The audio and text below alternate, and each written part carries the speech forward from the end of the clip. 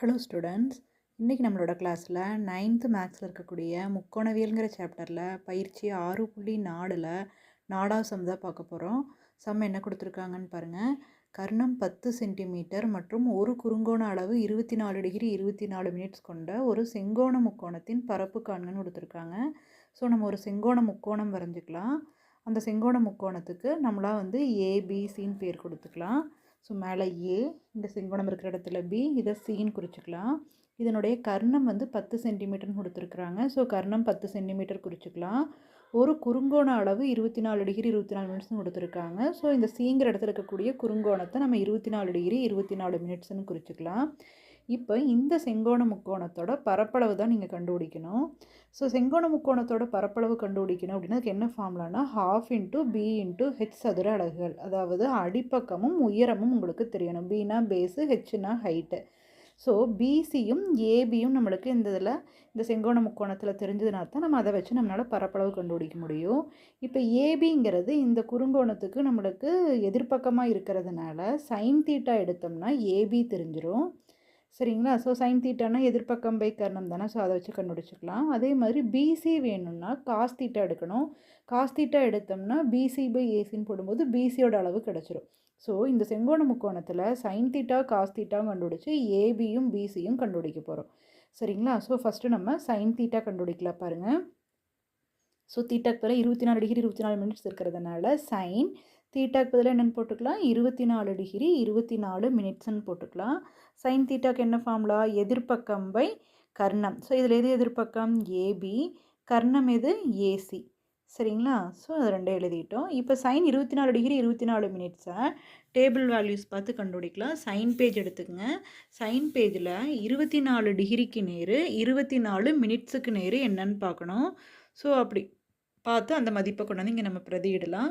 So அப்படி அப்படின்னா என்ன ஆன்சர் வருதுன்னா 0.4131 வருது. ஸோ 0.4131 ஈக்குவல் டு, சரிங்களா? இதுக்கு மெயின் டிஃப்ரென்ஸ் எழுதல, 24 மினிட்ஸ்னே தான் இருக்குது. 24 மினிட்ஸுங்கிறது 6 மடங்கு, அதனால் அப்படியே எழுதிக்கலாம். ஈக்குவல் டு ஏபியோட அளவு தெரியாது, ஏபின்னே வச்சுக்கலாம். பிசியோட அளவு என்னென்னா 10. இப்போ உங்களுக்கு ஏபி தானே வேணும். ஸோ 10 இங்கே கிராஸ் மல்டிப்ளை பண்ணுங்கள். அப்போ 0.4131 இன்ட்டு 10ன்னு வந்துடும். இப்போ 10ல் ஒரு 0 இருக்கிறதுனால இந்த பாயிண்ட் 1 டிஜிட் ரைட்டில் மூவ் ஆகும். சரியா? ஒரு புள்ளி வலது பக்கம் மூவ் ஆகும்.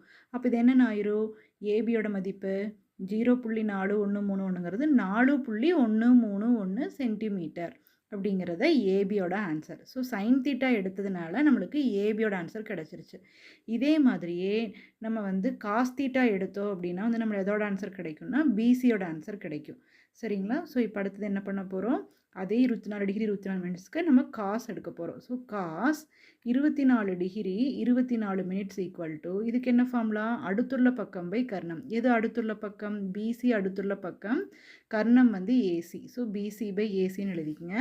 இப்போது காஸ் பேஜ் எடுத்து 24 டிகிரி 24 மினிட்ஸுக்கு நேர் என்ன இருக்குதுன்னு பாருங்கள். இப்படி பார்த்தீங்கன்னா என்ன ஆன்சர் இருக்குன்னா 0.9107 இருக்குது. ஈக்குவல் டு பிசி தெரியாது, ஏசியோட மதிப்பு என்னென்னா 10. இப்போ இந்த 10 கிராஸ் மல்டிப்ளை பண்ணுங்கள். 0.9107 into 10 equal to PC.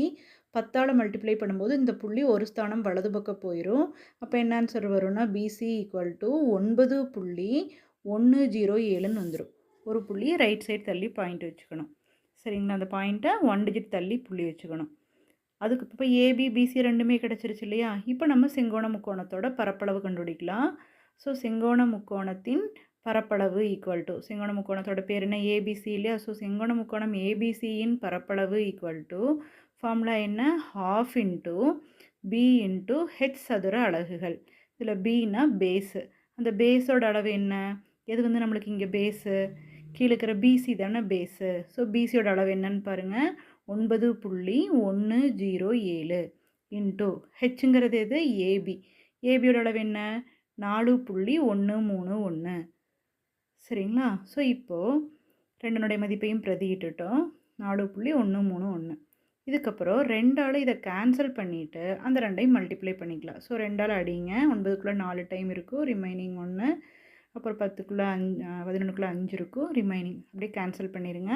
Cancel பண்ணி எழுதிட்டு இப்போ இந்த 2 ஆன்சரையும் மல்டிப்ளை பண்ணணும். ஸோ 4.5535 இன்ட்டு இந்த 2 நம்ம 4.131 மல்டிப்ளை பண்ணிங்கன்னா இப்படி ஆன்சர் வருது இல்லையா? இதில் 4 டிஜிட் அதில் 3 டிஜிட் இருக்கிறதுனால டோட்டலாக 7 டிஜிட் பின்னாடி இருந்து தள்ளி பாயிண்ட் வச்சுக்கணும்.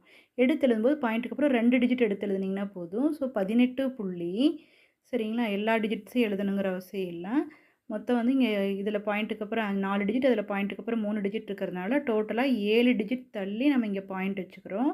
அதுக்கப்புறம் பாயிண்ட்டுக்கு பின்னாடி இருக்கக்கூடிய 2 டிஜிட்ஸை மட்டும் எடுத்து இங்கே ஆன்சராக எழுதுனீங்கன்னா போதும்.